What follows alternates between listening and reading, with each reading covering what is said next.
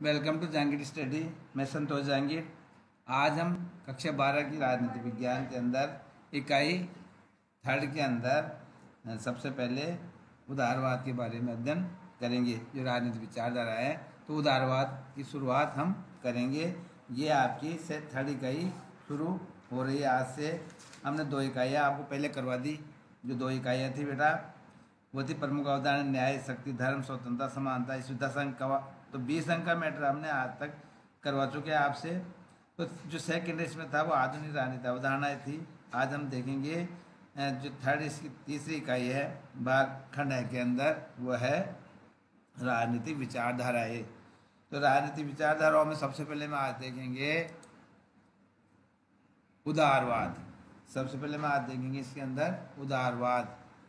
उदारवाद की जो विचारधारा है उसका अध्ययन आज हम करेंगे। आप सभी बच्चों से यह है कि इसको आप ज़्यादा से ज़्यादा देखें और सब्सक्राइब करें, और इसको आप ढंग से देखते रहें और इसका लाभ उठाएं बेटा। सबसे पहले हम देखते हैं उदारवाद। उदारवाद स्थायी मूल्यों की अनिश्चित उपलब्धि है। उदारवाद स्थायी मूल्यों की अनिश्चित उपलब्धि है। ये यूरोपीय इतिहास और दर्शन दोनों की महत्वपूर्ण विरासत है।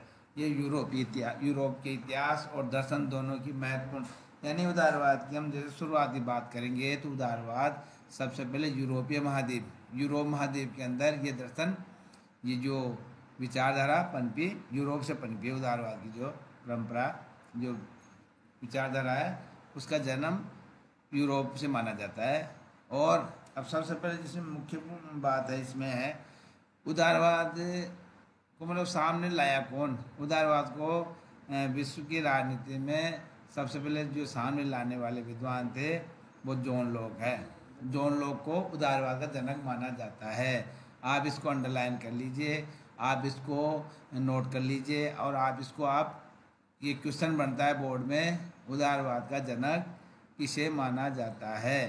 तो इसमें आपको ध्यान रखना है, उदारवाद का जनक जॉन लॉक को माना जाता है। जॉन लॉक उदारवाद का जनक है। इसके अलावा इसमें जो इसे समर्थक थे, उदारवाद जो विचारक कहलाते हैं, वो उनके बारे में बता रहा हूँ। वो थे 2, जेरेमी बेंथम, एडम स्मिथ भी क्या थे, उदारवादी विचारक माने जाते हैं। जेरेमी बेंथम और जॉन लॉक, ये एडम स्मिथ, ये प्रमुख उदारवादी विचारक माने जाते हैं। 16वीं शताब्दी में सामंतशाही, राजशाही और पोपशाही जैसी मध्य युगीन व्यवस्था के विरुद्ध अब उदारवाद का जन्म क्यों हुआ, कैसे हुआ, क्या समस्या थी विश्व राजनीति के अंदर, समाज में, तो किस बुराइयों के कारण, किन बुराइयों को ख़त्म करने के लिए एक नई विचारधारा राजनीति में पनपी, उदारवाद, वो कैसे हुई। तो ये बात 16वीं शताब्दी के अंदर सामंतशाही, राजशाही और पोपशाही, सामंतशाही, राजशाही और पोपशाही जैसी मध्ययुगीन व्यवस्था के विरुद्ध एक प्रबल प्रतिक्रिया स्वरूप क्रांतिकारी विचारधारा के रूप में उदारवाद का आगमन हुआ। यानी क्रांतिकारी विचारधारा के रूप में उदारवाद का आगमन हुआ। इस शब्द का सबसे पहले 1815 में प्रयोग इंग्लैंड में हुआ। सबसे पहले शब्द का प्रयोग कहाँ हुआ था? इंग्लैंड के अंदर इसका सबसे पहले प्रयोग हुआ, जो कि यूरोपीय महाद्वीप में है। तो कुल मिला के हम कह सकते हैं कि उदारवाद की जो विचारधारा है वो यूरोपीय दर्शन और इतिहास की देन है। अब देखेंगे उदारवाद की व्युत्पत्ति। उदारवाद की व्युत्पत्ति, उदारवाद अंग्रेजी के लिबरलिज्म शब्द का हिंदी रूपांतरण है। उदारवाद अंग्रेजी के लिबरलिज्म शब्द का हिंदी रूपांतरण है। इसकी व्युत्पत्ति लैटिन भाषा के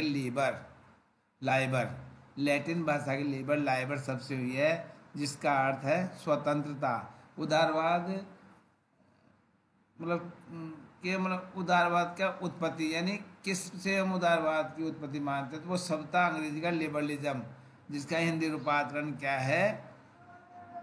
स्वतंत्रता। उदारवाद का जन्म बाजार अर्थव्यवस्था को पनपाने के लिए हुआ। उदारवाद का जन्म जो बाजार की अर्थव्यवस्था है उसको पनपाने के लिए हुआ। यह अंधविश्वास, रूढ़िवादियों तथा परंपराओं का विरोध करता है। उदारवाद क्या है? ये अंधविश्वास, रूढ़िवादी रूढ़ियों का, परंपराओं का विरोध करने वाली विचारधारा है। उदारवाद अपने आप में एक दर्शन है। उदारवाद एक दर्शन है अपने आप में। ये शासन की एक विधिता नीति के रूप में स्वतंत्रता के प्रति प्रतिबंध धारणा है। ये शासन की एक विधि, शासन करने की एक विधि है, उसके तथा नीति के रूप में स्वतंत्रता के प्रति, ये स्वतंत्रता के प्रति प्रतिबंध धारणा है, यानी ये स्वतंत्रता का समर्थन करती है। इसका अर्थ ये है, इसका अर्थ स्वतंत्रता है, तो ये स्वतंत्रता से संबंधित विचारधारा है, स्वतंत्रता का समर्थन करती है। उदारवाद हस्तक्षेप की नीति का समर्थन करता है। उदारवाद ये चाहता है कि कोई किसी के जीवन में हस्तक्षेप नहीं करे। यह हस्तक्षेप की नीति का समर्थन करता है। बेटा, उदारवाद किसका समर्थन करता है? हस्तक्षेप की नीति का समर्थन करता है। अब देखेंगे हम उदारवाद का उदय और विकास कैसे हुआ। अब इसका उदय और विकास यानी किसी भी चीज़ का विकास धीरे धीरे धीरे धीरे धीरे बढ़ता है, तो किस प्रकार इसका विकास बढ़ा, कैसे इसका क्या रूप था पहले, फिर कौन सा रूप सामने आया, कैसे इसका विकास हुआ, हम सबको देखेंगे। और किसने इसके विकास में बहुत योगदान दिया, पहले क्या नाम था, कैसे ये उदारवाद पनपा और कैसे इसका विकास हुआ, यानी उदय किन विचारों से इसका उदय हुआ और विकास कैसे हुआ। शुरू में ये उदारवाद की परंपरा नकारात्मक थी या सकारात्मक थी, कैसी थी, उन सबको देख का अध्ययन हम इसमें करेंगे। तो उदारवाद लॉक बेंथम एडम स्मिथ की रचनाओं, लॉक बेंथम एडम स्मिथ की रचनाओं में उदारवाद की झलक मिलती है। मैंने आपको पहले बताया कि ये प्रमुख उदारवादी विचारक थे, लॉक बेंथम एडम स्मिथ। तो इनकी रचनाएं, इन्होंने जो कुछ बुक किताबें लिखी, कुछ भी लिखा, उसमें उदारवादी झलक मिलती थी। तब इसका रूप क्या था उस समय? नकारात्मक, एक नेगेटिव रूप था। इस समय जब ये रचनाएं लिखी गई उस समय इसका रूप नकारात्मक था। इसे व्यक्तिवाद व शास्त्रीय उदारवाद के रूप में जाना जाता है। जब इसका शुरुआत में इसको क्या जानते थे उदारवाद को? बेटा, शुरुआत में उदारवाद को व्यक्तिवाद व शास्त्रीय उदारवाद के रूप में जाना जाता था। जो नकारात्मक रूप था उस समय इसे क्या जानते थे? व्यक्तिवाद व शास्त्रीय उदारवाद के रूप में जाना जाता था। 19वीं शताब्दी में जॉन स्टुअर्ट मिल ने इसे सकारात्मक रूप प्रदान किया। ये एक महत्वपूर्ण बात है। क्वेश्चन आ जाए, उदारवाद का सकारात्मक रूप किसने प्रदान किया? उदारवाद को सकारात्मक रूप किसने प्रदान किया, यानी उदारवाद का सकारात्मक स्वरूप किसके द्वारा प्रतिपादित किया गया? किसी भी तरीके से क्वेश्चन एग्जामिनर आपसे पूछ सकता है। जो क्वेश्चन आते हैं किसी भी तरह से कुछ भी वो पूछ सकता है, तो आपको इसका ध्यान रखना है। 19वीं शताब्दी में जॉन स्टुअर्ट मिल ने इसे सकारात्मक रूप प्रदान किया।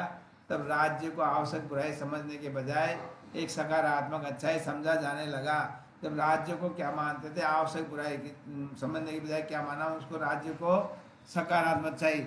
आपको बताना चाहूँगा बेटा, पहले राज्य को नकारात्मक रूप में इसको क्या मानते थे? एक आवश्यक बुराई मानते थे। अब इसका आगे हम अध्ययन करेंगे। और इसके बजाय इन्होंने जॉन स्टुअर्ट मिल ने एक सकारात्मक अच्छाई के रूप में बताया कि एक सकारात्मक अच्छाई होता राज्य। 20वीं शताब्दी के उत्तरार्ध में लास्ट में, जब 20वीं शताब्दी खत्म हो रही थी, में लॉस्की और मैकाइवर ने इसे नए रूप में पेश किया। लॉस्की और मैकाइवर ने उदारवाद का नया रूप पेश किया। अब राज्य को एक अच्छी तथा आवश्यक संस्था माना जाने लगा।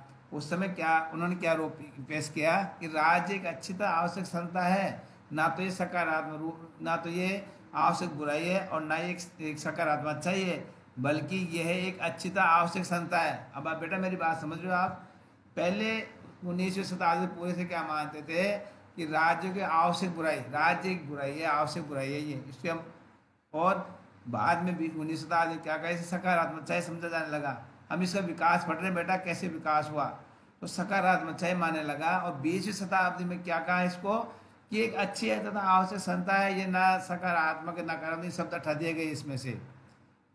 20वीं शताब्दी के उत्तरार्ध में मार्क्सवाद की बढ़ती लोकप्रियता। अब 20वीं शताब्दी में विश्व में मार्क्सवादी धारणा भी पनप रही थी। उसकी लोकप्रियता से भयभीत होकर ये पुनः व्यक्ति की स्वायत्ता को महत्व देने लगा। उदारवाद क्या था उस समय?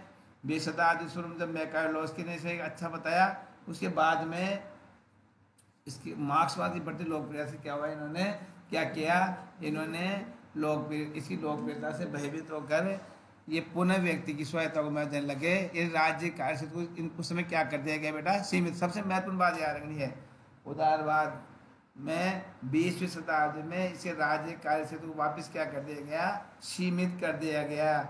ये राज्य को साधन था, व्यक्ति को साध्य मानता। महत्वपूर्ण बात याद रखना, उदारवाद राज्य को साधन तथा व्यक्ति को साध्य मानता है। राज्य एक साधन है और व्यक्ति उससे कुछ भी करवा सकता है, एक साधन माना राज्य को। ठीक है, ये ध्यान रखना आपको, राज्य को साधन था, व्यक्ति को साध्य मानता है उदारवाद। नेक्स्ट हम देखेंगे इसमें, अब है उदारवाद की प्रकृति, नेचर ऑफ लिबरलिज्म। उदारवाद की प्रकृति उसके उदय विकास के चरणों से जुड़ी हुई है। आपको मैंने सारे चरण बताए क्या था। तो उसके बाद में 1688 में गौरवपूर्ण अंग्रेजी क्रांति ने शासकों के देवी सिद्धांतों का तिरस्कार कर राज्य को मानवीय संस्था बनाने का प्रयत्न किया। देखो 1688 से पहले राजतंत्र था, तो उस समय राजा जो वहाँ पे राज्य का कौन सा सिद्धांत था, राज्य का देवी उत्पत्ति सिद्धांत। इसके बारे में थोड़ा सा बताऊँ आपको। उस समय इंग्लैंड में, यूरोप में कई देशों में क्या था, राज्य मतलब राजा को ईश्वर का अवतार, यानी राजा ईश्वर का प्रतिनिधि है और देवी सिद्धांत के द्वारा उसको प्रदर्शित किया गया बेटा। तो इसके बाद में क्या हुआ, तो इसका तिरस्कार कर दिया गया। 1688 में इंग्लैंड में क्रांति हुई, उस क्रांति का नाम था गौरवपूर्ण क्रांति। तो उस समय इसका सिद्धांत कर दिया, राजा का निर्माण ईश्वर ने नहीं किया, देवी उत्पत्ति सिद्धांत का खंडन कर दिया गया। और राज्य को, राजा को क्या माना, एक मानवीय राज्य को क्या माना, उस समय एक मानवीय संस्था माना कि ईश्वर द्वारा बनाया हुआ नहीं है राज्य, ये मनुष्य ने बनाया है। ठीक है, लोगों के सामने बात रखी गई। यह है उदारवादी प्रकृति। उदारवाद व्यक्ति से जुड़ी विचारधारा है। उदारवाद को क्या माना गया बेटा, व्यक्ति से जुड़ी विचारधारा, ये व्यक्ति से जुड़ी हुई विचारधारा है। 1789 की फ्रांसीसी क्रांति ने, इसके बाद में 1789 में फ्रांसीसी क्रांति ने पश्चिमी समाज को स्वतंत्रता, समानता, बंधुत्व के विचार देकर मध्ययुगीन निरंकुश शासन का त्याग कर दिया, अंत कर दिया। अब ये मुख्य बात ध्यान दो बेटा, क्वेश्चन आ जाए, स्वतंत्रता, समानता, बंधुत्व का नारा किस क्रांति में दिया गया। क्वेश्चन आ जाए आपके, स्वतंत्रता, समानता व बंधुत्व का नारा किस क्रांति में दिया गया और कब दिया गया। तो आपको बेटा क्या ध्यान रखना है, स्वतंत्रता, समानता, बंधुत्व का नारा, विचार फ्रांसीसी क्रांति में दिया गया। ठीक है, उन्होंने निरंकुश शासन का त्याग दिया।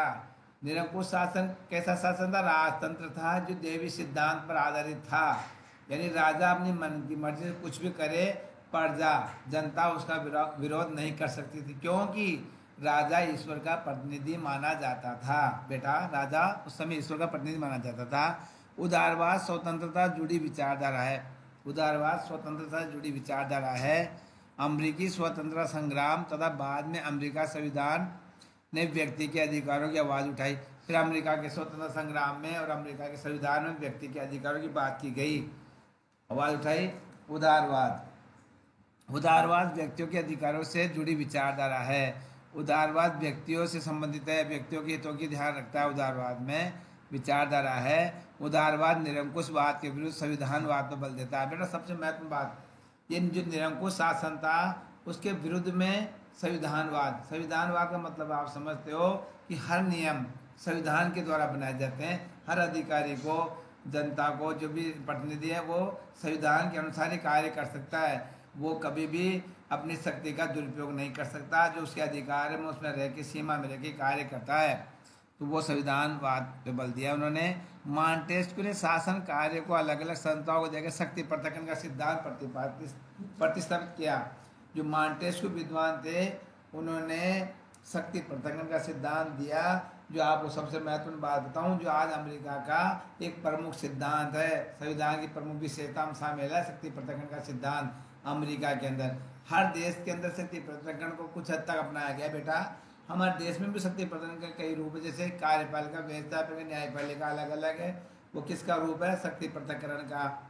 केंद्रीय शासन, राज्य शासन, प्रांतीय शासन किसका रूप है? शक्ति पृथक्करण का। मगर हम इसको वास्तविक अगर देखना चाहें, शक्ति पृथक्करण की जो वास्तविकता हम ज़्यादा देखेंगे वो यूएसए मीन्स अमेरिका के संविधान में आपको मिलेगी। अमेरिका का संविधान शक्ति पृथक्करण की प्रमुख विशेषता में शामिल है। एडम स्मिथ व बेंथम हस्तक्षेपवादी राज्य के समर्थक थे। ऐसे जानते हो कि राज्य किसी भी मामले में व्यक्ति के कार्य में हस्तक्षेप नहीं करे, ये आपको ध्यान रखना है। राज्य रहे मगर व्यक्ति के कार्य में हस्तक्षेप नहीं करे। राज्य आवश्यक तो है परंतु ये अनिवार्य नहीं है, ये अनिवार्य बुराई है। उन्होंने क्या कहा? राज्य आवश्यक है मगर एक बुराई के समान है राज्य, ये हो चाहे न हो कोई मतलब नहीं है। ये किसी मामले में दखल अंदाजी नहीं करे, मगर वर्तमान में तो करता है ना राज्य दखल अंदाजी। पुनर्जागरण ने राज्य को ईश्वर का छोड़ मानवकृत संस्था बना दिया, और इस पुनर्जागरण के द्वारा राज्य को क्या बना दिया? मानवकृत संस्था बना दिया गया। अब आप देखेंगे आगे उदारवाद के रूप, फॉर्म्स ऑफ लिबरलिज्म। परंपरागत या शास्त्रीय उदारवाद, इसमें पहला है परंपरागत या शास्त्रीय उदारवाद। जो प्रथम रूप इसका परंपरागत या शास्त्रीय उदारवाद है, और जो सेकंड रूप इसका आधुनिक उदारवाद है। तो परंपरागत या शास्त्रीय उदारवाद इसी प्राचीन जो शुरुआत की जो परंपरा है वो है। शुरू में जो इसका रूप था वो कैसा था? परंपरागत। मैंने आपको बताया विकास के अंदर ही बातें, 3 चीजें बताई बेटा मैंने आपको, वही। तो परंपरागत शास्त्रीय उदारवाद है क्या, उसको हम देखते हैं। परंपरागत उदारवादी सिद्धांत धर्म को व्यक्ति का आंतरिक और निजी मामला मानता है। यानी परंपरागत उदारवादी सिद्धांत क्या मानता है? धर्म को व्यक्ति का आंतरिक और निजी मामला। धर्म व्यक्ति का आंतरिक, उसका खुद का और उसका निजी पर्सनल मैटर है, निजी मामला है। ये व्यक्तिगत स्वतंत्रता बल देता है। उस सिद्धांत में व्यक्तिगत स्वतंत्रता पर बल देता है। कौन सा? परंपरागत शास्त्रीय उदारवाद व्यक्ति की स्वतंत्रता पर पूर्ण बल देता है। सीमित राज्य के अस्तित्व को स्वीकार कर उसका समर्थन करता है, और वो चाहता है कि राज्य हो मगर वो बहुत सीमित हो, वो ज़्यादा दखल अंदाजी नहीं करे बेटा। राज्य तो हो मगर वो सीमित रूप में हो, ये कह रहा था परंपरागत या शास्त्रीय उदारवाद। और सामाजिक प्रतिमान में एकता की बात करता है ये। और सामाजिक प्रतिमान में किसकी बात कर रहा है? ये एकता की बात करता है परंपरागत उदारवाद। कालांतर में उदारवाद एक क्रांतिकारी विचारधारा न होकर एक वर्ग विशेष पूंजीवादी विचारधारा बन गई। अब कुछ समय में ये उदारवाद एक क्रांतिकारी विचारधारा नहीं थी, ये एक वर्ग विशेष के हितों की बात करती है, विचारधारा बन गई। यानी पूंजीवाद का समर्थन करते हैं। एक चीज और ध्यान रखना, उदारवाद किसका समर्थन करता है? पूंजीवाद का।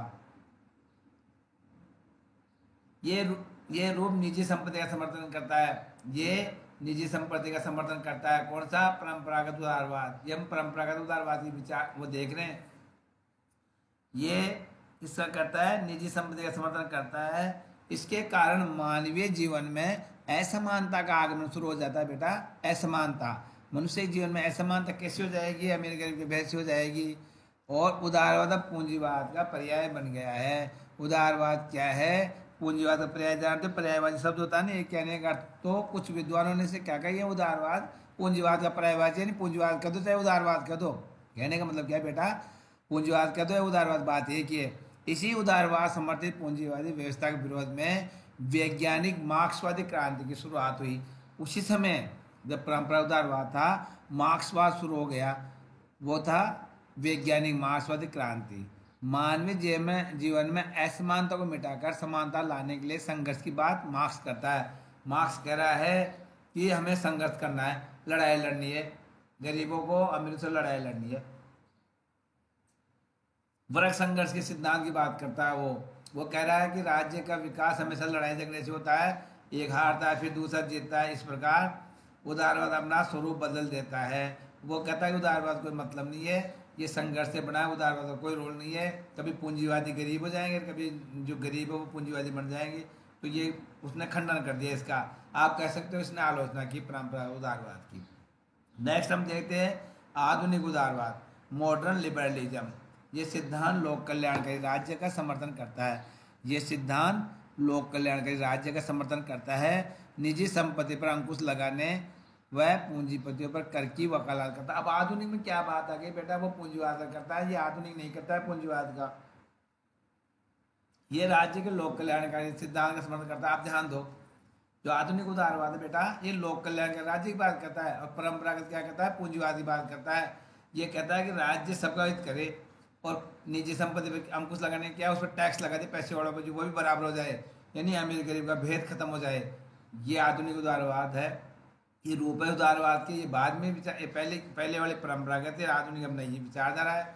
अब इसके जो समर्थक उन्होंने क्या कहा, लोक के पश्चात बेंथम, टॉमस पेन, मॉन्टेस्क्यू तथा कई विचारकों ने उदारवादी दर्शन को आगे बढ़ाया। अब ध्यान रखो, लोग इसका जनक माना जाता है, मैंने अभी बताया शुरू में। बेंथम, टॉमस पेन, मॉन्टेस्क्यू ने क्या किया, उदारवाद को आगे बढ़ाया, इसको बढ़ाने में योगदान दिया। उन्होंने न केवल शक्ति, विवेकशीलता, तर्कशीलता और योग्यता पर पक्का विश्वास व्यक्त किया, बल्कि व्यक्ति के कार्य में शासन हस्तक्षेप न करे, इस पर भी जोर दिया। इन जो विद्वानों ने क्या कहा, कैसे बढ़ाया भाई, इस बढ़ाने का तरीका भी होगा ना बेटा। तरीका क्या था, उन्होंने कहा शक्ति, विवेकशीलता, तर्कशीलता, योग्यता पर पक्का विश्वास व्यक्त किया। ठीक है भाई, शक्ति भी है, विवेकशीलता भी है, तर्कशीलता भी है, बल्कि उन्होंने क्या किया, व्यक्ति के कार्य में शासन हस्तक्षेप न करे। उन्होंने ये भी कहा कि व्यक्ति के कार्य में शासन कुछ भी हस्तक्षेप नहीं करे, व्यक्ति जो भी करता है उसको करने दिया जाना चाहिए। ठीक है। उदारवादी दर्शन के फलस्वरूप भी अमेरिका की स्वतंत्रता की घोषणा 1776 में और फ्रांस में 1779 में मानव अधिकार घोषणा हुई। देखो, इसी दर्शन के कारण अमेरिका में स्वतंत्रता की बात की 1776 में घोषणा की गई, और 1779 में मानव अधिकार की बात फ्रांस करता है। 17वीं व 18वीं शताब्दी में उदारवाद को परंपरागत शास्त्रीय उदारवाद भी कहा जाता है। देखो, परंपरागत उदारवाद कब था बेटा, 17वीं और 18वीं शताब्दी को। इसे उस समय क्या कहते थे, परंपरागत शास्त्रीय। ये उदारवाद नकारात्मक चरित्र का था, उस समय नकारात्मक बातें ज्यादा थी, इसमें यही बातें नकारात्मक बातें थी। इस उदारवाद को मानव प्रतिष्ठा, तर्कशीलता, स्वतंत्रता, मानव की व्यक्तिवाद पर बल देने के बावजूद इसका मौलिक चरित्र नकारात्मक था। सारी बातें बताएगी मानव के लिए, प्रतिष्ठा, सब कुछ, मगर इसका जो मौलिक चरित्र फिर भी क्या था, नकारात्मक था। ये अब देखेंगे, ये जो आपको मैंने दो उदारवाद के रूप बताए, तो ये दोनों आपके समझ में आ गए कि मेरे हिसाब से मैंने इसको बहुत ढंग से आपको बताया बेटा। तो उदारवाद की हम आगे देखते हैं। उदारवाद, नकारात्मक उदारवाद की विशेषता देखेंगे पहले हम। तो नकारात्मक उदारवाद क्या क्या किस पे बल दे रहा है, वो एक एक पॉइंट हम देखते हैं क्या है। व्यक्तिवाद पर अत्यधिक बल देता है, यानी नकारात्मक उदारवाद किस पे देता है, व्यक्तिवाद। व्यक्तिवाद क्या होता है, व्यक्तियों पर अधिक जोर देना, व्यक्ति सब कुछ है। दूसरा देखेंगे इसमें, मानव की मध्य युग की धार्मिक सांस्कृतिक जंजीरों से मुक्ति पर बल। मानव से मध्य युग में धार्मिक सांस्कृतिक जंजीरों से मुक्ति, मतलब समझते हो कि मनुष्य मध्य युग में जब दैवीय सिद्धांत था, तो वो एक जंजीरों में जकड़े हुए व्यक्ति की तरह था। वो अपनी इच्छा से कुछ भी नहीं कर सकता था, किसी धार्मिक रीति रिवाज को नहीं अपना सकता, क्योंकि सब किसके अधीन थे, सभी राजा के अधीन थे। तो इस वजह से उनको मुक्ति दिलाने का बल देता है ये। नेक्स्ट है इसमें, मानव व्यक्तित्व के असीम मूल्य तथा व्यक्तियों की आध्यात्मिक समानता में विश्वास। ये व्यक्तियों की आध्यात्मिक समानता में विश्वास करता है। मानव व्यक्तित्व के असीम मूल्य तथा व्यक्तियों की आध्यात्मिक समानता में ये विश्वास करता है। नेक्स्ट देखते हैं, व्यक्ति की स्वतंत्र इच्छा में विश्वास। ये सिद्धांत व्यक्ति की स्वतंत्र इच्छा में विश्वास करता है। कौन सा, नकारात्मक उदारवाद बेटा। नेक्स्ट अब इसमें लास्ट जो इसकी विशेषता है वो देखते हैं, मानव की विवेकशीलता और अच्छाई। मानव की मानवता के लिए कुछ प्राकृतिक अधिकारों, जीवन स्वतंत्रता तथा संपत्ति में विश्वास पर बल, यानी मानव की विवेकशीलता पर विश्वास करता है, अच्छाई पर विश्वास करता है, मानव की मानवता के लिए अच्छा विश्वास करता है, और उसके अधिकारों पे, प्राकृतिक अधिकारों पर विश्वास करता है, जीवन स्वतंत्रता विश्वास करता है, संपत्ति में विश्वास पर बल देता है। तो ये मनुष्य की हर चीज़ों पे बल देता है, यानी ये व्यक्तिवाद का पूर्ण रूप से समर्थन करता है, व्यक्ति सर्वश्रेष्ठ है। ये इसकी नकारात्मक उदारवाद विशेषता के बाद हम देखेंगे उदारवाद में लोग का क्या दर्शन था, लोग ने क्या बातें कही उदारवाद के बारे में। वो देखो, सबसे पहले राजनीतिक आधार पर समझौता सिद्धांत और उदारवाद दोनों लोग के दर्शन है। राजनीतिक आधार पर समझौता सिद्धांत, मैंने समझौतावादी विचारों के नाम बोल रहा हूँ, याद रखो, कई बार बोल चुका हूँ, फिर भी देखो बेटा, Hobbes, Locke, Rousseau, Hobbes, Locke, Rousseau, तो लोग आ गए दोनों लोग, तो ये समझौतावादी हो गया, और ये उदारवाद का जनक भी है। तो दोनों का दोनों दर्शन है इसमें। इसकी मुख्य बात इस प्रकार है, जैसे पहला हम देखेंगे, राज्य की उत्पत्ति व्यक्ति के अधिकारों की रक्षा के लिए सामाजिक समझौतों के द्वारा हुई। यानी राज्य की उत्पत्ति कैसे हुई है? व्यक्ति के अधिकारों की रक्षा के लिए राज्य बना है। और ये राज्य कैसे बना है? सामाजिक समझौते समझौते से। किसी देवी उत्पत्ति से राज्य नहीं बना, किसी ईश्वर ने इसको नहीं बनाया। सेकंड देखते हैं, राज्य एवं व्यक्ति दोनों के संबंध आपसी समझौते पर आधारित है। जब कभी राज्य समझौते की आवश्यक शर्तों का उल्लंघन करेगा तो व्यक्ति को राज्य के विरुद्ध विद्रोह करने का अधिकार है। ये क्या बात बता रहे हैं बेटा, ध्यान समझो। राज्य व्यक्ति दोनों के संबंध आपसी समझौते पर आधारित है। और जब कभी राज्य समझौते की शर्तों पर उल्लंघन करेगा तो व्यक्ति क्या कर सकता है? राज्य के विरुद्ध विद्रोह कर सकता है। यानी दोनों आपसी समझौते पर आधारित है। राज्य व्यक्ति दोनों के संबंध किस पे आधारित है? समझौते पर आधारित। आपको ऐसा करना, हमको ऐसा करना, इस पर समझौता किया गया दोनों में। अगर राज्य समझौते की शर्त को तोड़ता है, उल्लंघन करता है, तो व्यक्ति क्या कर सकता है? राज्य के विरुद्ध विद्रोह कर सकता है। कब? जब वो समझौते की शर्तों को तोड़ता है। ऐसे नहीं बार बार विद्रोह कर दे, ये नहीं हर चीज में विद्रोह कर दे। जो नियम बनाए, दोनों के बीच में समझौता हुआ ना, समझौता आप समझते हो, व्यक्ति के और राज्य के बीच में समझौता हुआ था, वो सिद्धांत है। कानूनों का आधार विवेक है, न कि आदेश। उन्होंने इसमें ये कहा लोग ने कि कानूनों का आधार विवेक है, कानून का आधार विवेक है, आदेश नहीं है कि ऐसे आदेश दे दिया कि ठीक है साहब ये कर दो, उसको वो कर दो। तो उन्होंने बताया कि विवेक बुद्धि से, कानून का आधार किसके आधार? विवेक मीन्स बुद्धि। हमें कोई भी कानून किसके आधार पर बनाए जाते हैं? बुद्धि के द्वारा। ये नहीं ऐसे आदेश नहीं दिया जाता है। नेक्स्ट है, वही सरकार सर्वश्रेष्ठ है जो कम से कम शासन करे।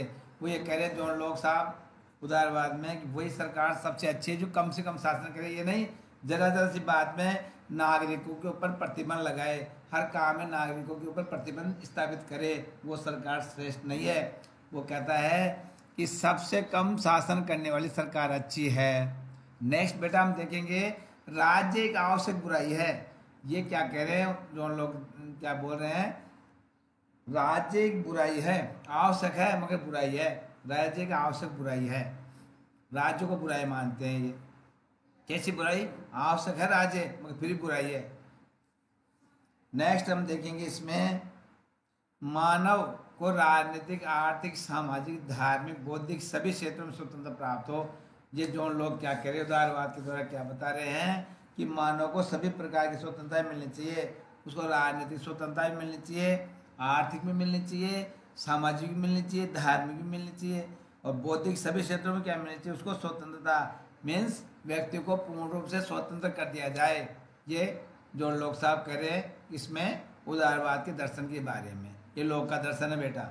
नेक्स्ट हम देखेंगे लास्ट, स्वतंत्रता से तात्पर्य सभी सत्ताओं से मुक्ति है, नकारात्मक स्वतंत्रता माना गया है जो बंधनों का अभाव है। अब उन्होंने ये कहा स्वतंत्रता से मतलब ये है सभी सत्ताओं से मुक्ति, यानी कोई पाबंदी नहीं हो, कोई बाउंडेशन नहीं हो, उसे नकारात्मक स्वतंत्रता माना।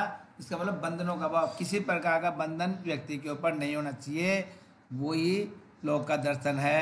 अब देखिए बेटा आगे देखेंगे हम नकारात्मक उदारवाद की आलोचना। अब नकारात्मक उदारवाद की कुछ विद्वानों ने आलोचना की, भाई हर बार ही आप पता रहती है सही नहीं है, कोई भी चीज़ ठीक नहीं हो सकती, वो उसकी आलोचना जरूर होती है। ठीक है बेटा, अब हम देखेंगे इसमें क्या आलोचना है। आलोचना से पहले मैं कुछ बात बता रहा हूँ आपको। जब उसमें सामाजिक आधार पर उदारवाद समाज को कृत्रिम संस्था मानता है। हम उदारवाद के बारे में एक बात बताऊंगा आलोचना से पहले। ये क्या मानता है? समाज को एक कृत्रिम संस्था मानता है। ये कौन? नकारात्मक उदारवाद, जिसका उद्देश्य व्यक्तिगत हितों को पूर्ति करना है। इसका मकसद ही क्या है? व्यक्तिगत हितों को पूर्ति करना था, और समाज का उद्देश्य व्यक्ति स्वार्थ सिद्धि करना था, और समाज का उद्देश्य व्यक्ति के स्वार्थों की सिद्धि करना था। यानी इसमें यह बताया गया कि व्यक्ति को पूर्ण रूप से स्वतंत्र छोड़ दो। उदारवाद मुक्त व्यापार का समर्थन करता है।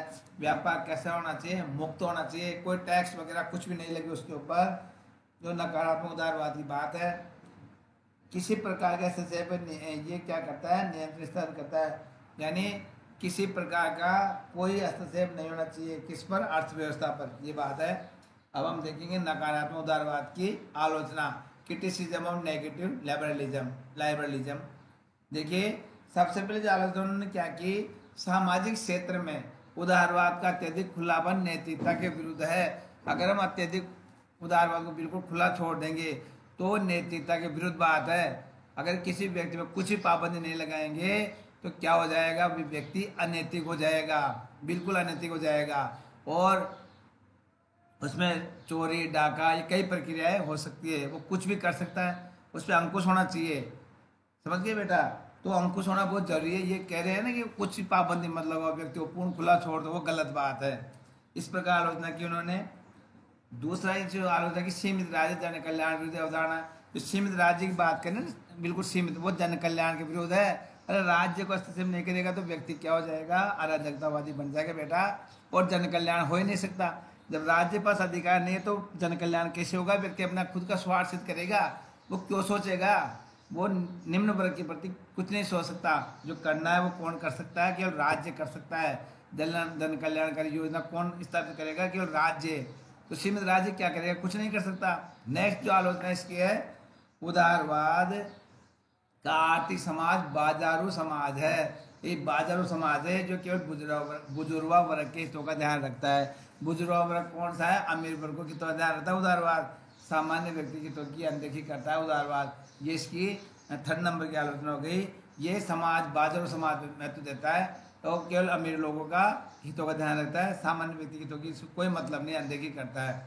नेक्स्ट इसमें सांस्कृतिक क्षेत्र में नकारात्मक उदारवाद व्यक्ति को उच्छल बनाती है, जो समाज के हितों के विपरीत है। व्यक्ति क्या हो जाएगा? इसमें उच्छल बन जाता है, यानी बिल्कुल उच्छल बन जाएगा।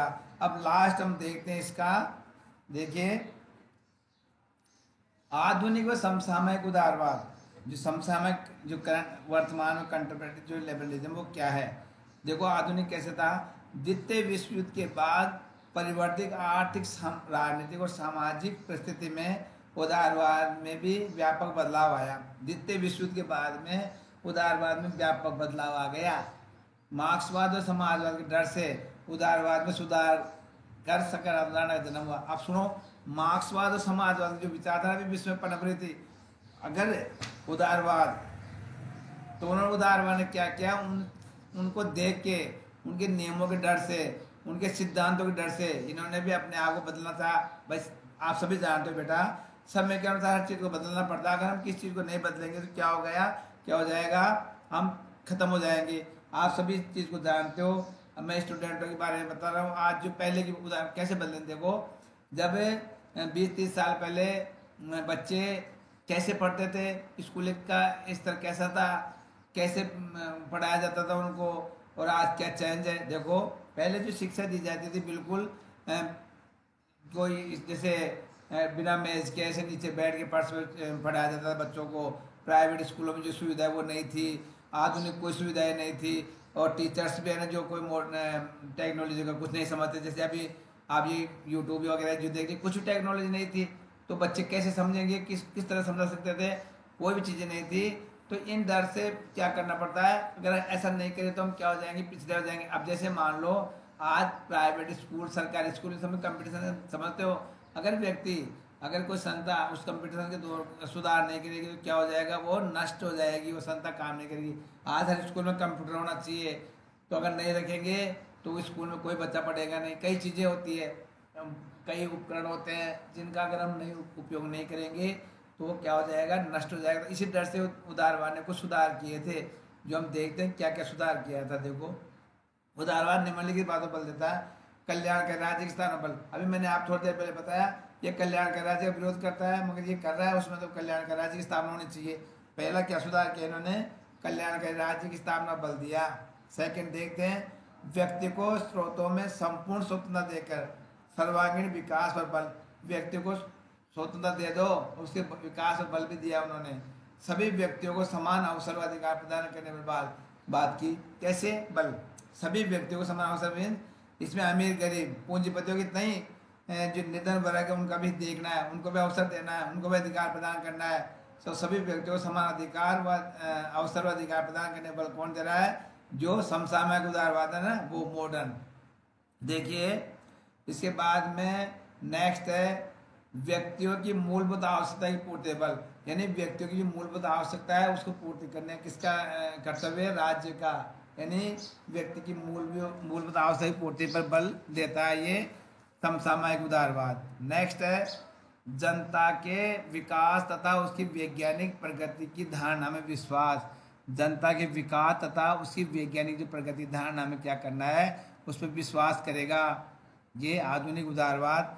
नेक्स्ट है सार्वभौमिक वैश्विक मताधिकार, निष्पक्ष चुनाव, व्यापक राजनीतिक सहभागिता पर बल। देखो उदारवाद जो समसामयिक उदारवाद क्या कहा कि सार्वभौमिक वैश्विक सभी व्यक्तियों को जो 18 साल का हो गया उसको मताधिकार का अधिकार देना। ये नहीं क्या अमीर वर्ग ही देंगे, गरीब, निर्धन, निम्न जाति कैसे सभी को क्या दिया जाएगा, अधिकार दिया जाएगा। निष्पक्ष चुनाव, व्यापक राजनीतिक सहभागिता बल। और नेक्स्ट है राज्य सामाजिक हित की पूर्ति का सकारात्मक साधन है। राज्य क्या है, सामाजिक हित की सकारात्मक पूर्ति का साधन है। नेक्स्ट हम इसमें देखेंगे समाज में व्याप्त सांप्रदायिकता वर्गगत असंतोष कम करने में बल देता है। ये समाज में सांप्रदायिकता फैल गई, उसको क्या करना चाहिए, खत्म करने पे बल दे रहा है। उस असंतोष को कम करने पर कौन सा बल दे रहा है, जो समसामयिक उदारवाद है, आधुनिक उदारवाद है, उस पर बल देता है। नेक्स्ट क्या करता है, ये लोकतांत्रिक समाज की राजनीतिक संस्कृति पर, जो लोकतांत्रिक समाज है उसकी राजनीतिक संस्कृति पर बल देता है।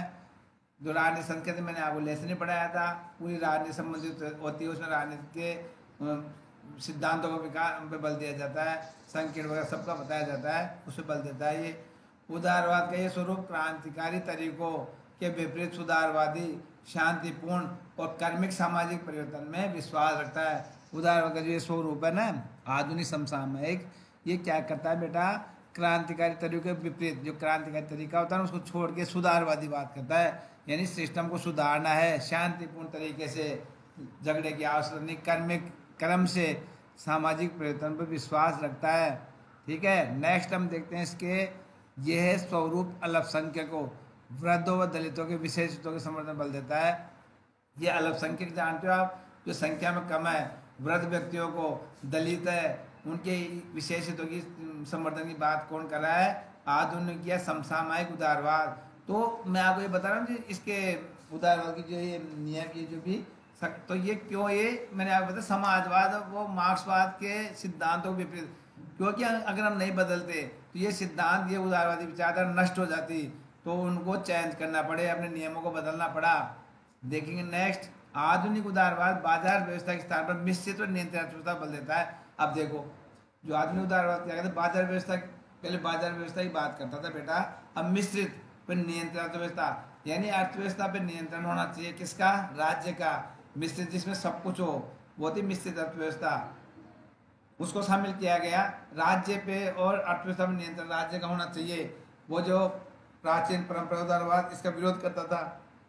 नेक्स्ट है सामूहिक हित पर बल, यानी सबका हित होना चाहिए, ये सामूहिक हित की बात करता है। पहले वाला जो उदारवाद था नकारात्मक परंपरागत था, उसमें क्या था, केवल पूंजीवादियों के हित की बात कर रहा था, वो पूंजीपतियों का हित होना चाहिए। मैंने बताया पूंजीवाद या उदारवाद दोनों पर्यायवाची है। पर्यायवाची तुम समझते हो, ये एक शब्द के अनेक अर्थ होते हैं उस तरह, तो ये सामूहिक बल दे रहा है। नेक्स्ट है पूंजीवादी अर्थव्यवस्था को लचीला बनाने व नियंत्रित अर्थव्यवस्था के उद्देश्य बल। ये पूंजीवादी अर्थव्यवस्था को कैसा बनाने में जोर देता है, लचीला, यानी उसके सिद्धांत कम होने चाहिए, लचीले होने चाहिए, जिनको बदला जा सके, नियम बदले जा सके, उस पर बल देता है। और नियंत्रित अर्थव्यवस्था के उद्देश्य बल देता है, अर्थव्यवस्था नियंत्रण में होनी चाहिए। ठीक है, नेक्स्ट देखते हैं इसमें लोकतंत्र की समस्याओं पर नए ढंग से विचार करने पर, जो लोकतंत्र की समस्या है उन पर नए ढंग से क्या करना चाहिए, विचार, उस पर बल देता है। तो ये देखिए हमने ये सांस्कृतिक, ये जो आधुनिक समसामयिक उदारवाद, ये चेंज है। अब हम उदारवाद की आलोचना, दोनों सभी की आलोचना कैसे की गई, देखो क्या है। तो हर चीज जो विकास होता है उसका, तो उसकी आलोचना भी होती है। भाई अच्छा है तो बुराई भी है, अच्छा है तो बुराई भी है, तो समालोचना तो आलोचना भी है। तो आलोचना क्या होती है बेटा, बुराई। तो क्यों इसको कैसे बुराई की गई, इसकी क्या आलोचना की गई, मैं कुछ आलोचनाएं बता रहा हूँ आपको बेटा। उदारवाद का ये स्वरूप बुजुर्गा वर्ग का ही दर्शन है, इसका मतलब समझते हो आप, यानी ये उदारवाद क्या है, अमीरों का दर्शन है, गरीबों को महत्व नहीं है, ये बात कह रहे हैं इसके आलोचक। ये किसी को महत्व नहीं देता है, किसको महत्व देता है, केवल अमीर वर्ग को, अमीरों का दर्शन है, ये हमारा नहीं है। ये मूलतः पूंजीवादी तथा यथास्थितिवाद पर बल देता है। ये जो सिद्धांत किस पे बल देता है, पूंजीवादी यथास्थितिवाद पर बल देता है। ठीक है, पूंजीपतियों का ये चाहता है ये। देखिए सेकंड इसका है जो ये स्वरूप गरीबों की क्रांतिकारी आवाज को दबाने का प्रपंच है। जो ये उदारवाद क्या होता है, गरीबों की आवाज को दबाने का प्रपंच है ये। गरीबों को हित नहीं चाहता है ये दर्शन है राजनीति में लाया गया उदारवाद, ये केवल गरीबों को दबाने का प्रपंच है, वो कुछ भी नहीं है। और नेक्स्ट है ये राज्य को शक्तिशाली बनाने पर बल देता है ताकि गरीबों को राजनीतिक वेदता के नाम पर दबा सके। अब देखो ये सिद्धांत क्या कर रहा है, राज्य को शक्तिशाली बनाने पर बल देता है। राज्य शक्तिशाली होना चाहिए, राज्य बहुत ताकतवर होना चाहिए, और ताकि ये किसको यानी गरीब व्यक्तियों को दबाने के लिए दबा सके, यानी वेदता के नाम पर दबा सके गरीब व्यक्तियों को। न्याय वेदता उसके आधार पर क्या, अथॉरिटी के आधार पर क्या कर सके, ये दबा देगी नहीं, ये कानून के खिलाफ है, ऐसे दबा दे तो राज्य ज्यादा हस्तक्षेप करे व्यक्तियों पे, ये कह रहा है। नेक्स्ट इसमें क्या आलोचना है बेटा, ये पूंजीवादी वर्ग से संबंधित धारणा है, ये केवल पूंजीवाद का समर्थन करने वाली धारणा है और ये सबका कल्याण नहीं चाहती है। और इसमें जो नेक्स्ट आलोचना है बेटा, इसका सामाजिक न्याय मात्र डकोसला है। ये सामाजिक न्याय की बात करते हैं ना उदारवादी विचारक, उदारवादी सिद्धांत, वो एक डकोसला है, कुछ भी नहीं है, वो एक डकोसलाबाजी है, झूठ, मतलब उसका कोई औचित्य नहीं है। नेक्स्ट है ये स्वतंत्रता के लिए आवश्यक परिस्थितियां का बनाया जाना राज्य पर छोड़ता है, और राज्य पे छोड़ता है कैसे स्वतंत्रता स्थापित होनी चाहिए। और इसके बाद इन्होंने क्या बताया बेटा, ये पूंजीवादी व्यवस्था को समाप्त नहीं करता, ये पूंजीवाद को समाप्त नहीं करना चाहता कौन, उदारवाद, ये पूंजीवाद का समर्थक था और समर्थक रहेगा। इस प्रकार इसकी आलोचना की गई। अब बेटा ये लेसन पूरा हुआ और आज हमने इकाई थर्ड चालू किया है, तो आप इसको पूरा ध्यान से पढ़ेंगे। और इसके जो महत्वपूर्ण क्वेश्चन बनते हैं बेटा, मैं आपको महत्वपूर्ण क्वेश्चन नोट करवा रहा हूँ, वो भी आप देख लीजिए। पहला क्वेश्चन इसमें आता है, परंपरागत शास्त्रीय उदारवाद के 5 गुण बताइए। जो परंपरागत या शास्त्रीय उदारवाद है उसे 5 गुण बताने हैं आपको, ठीक है, इसको भी करना है आपको। सेकंड क्वेश्चन है आपके, उदारवाद का जनक कौन है तथा उदारवाद के प्रमुख विचारक कौन है। शुरू में मैंने बताया था आपको, वो आपको याद करके लिखना है ऐसे कैसे देख के। अब थर्ड जो क्वेश्चन इसका, उदारवाद का लोक दर्शन क्या है, ये भी कई बार प्रश्न पूछ लिया जाता है, उदारवाद का लोक दर्शन क्या है स्पष्ट कीजिए, ठीक है। अब नेक्स्ट हम क्वेश्चन देखते हैं, उदारवाद के प्रमुख सिद्धांतों की व्याख्या कीजिए। सबसे महत्वपूर्ण क्वेश्चन, ये जो क्वेश्चन मैंने आपको लिखा है इसमें से आपको 99+ तक बोर्ड में जो एग्जाम आप दोगे उसमें मिलने की पूर्ण संभावना है। और आप मेरे साथ ऐसे जुड़े रहे, और जैसे मैं आपके लिए टेस्ट की व्यवस्था भी कर सकता हूँ, करूँगा, मगर मेरे ये आपसे ये अनुरोध है कि आप ज़्यादा से ज़्यादा इस चैनल को सब्सक्राइब करें। इससे पहले आपको नेक्स्ट क्वेश्चन मैं बता दूँ, सकारात्मक उदारवाद से क्या तात्पर्य है। मैं ये चाहता हूँ सब बच्चे इन क्वेश्चनों को और इसको जो मैंने बताया उसको ढंग से पढ़े, और मेरे जो ये मैंने आपके लॉकडाउन की वजह से जो बनाया चैनल में जो मैटर डाला है, राजस्थान माध्यमिक शिक्षा बोर्ड कक्षा 12 की पॉलिटिकल साइंस, उसको राजस्थान के प्रत्येक बच्चे उसका लाभ उठाए और मेरे चैनल को ज़्यादा से ज़्यादा सब्सक्राइब करें ताकि मैं और अधिक जानकारी आपको उपलब्ध करा सकूँ। Thank you very much. आगे हम देखेंगे कल।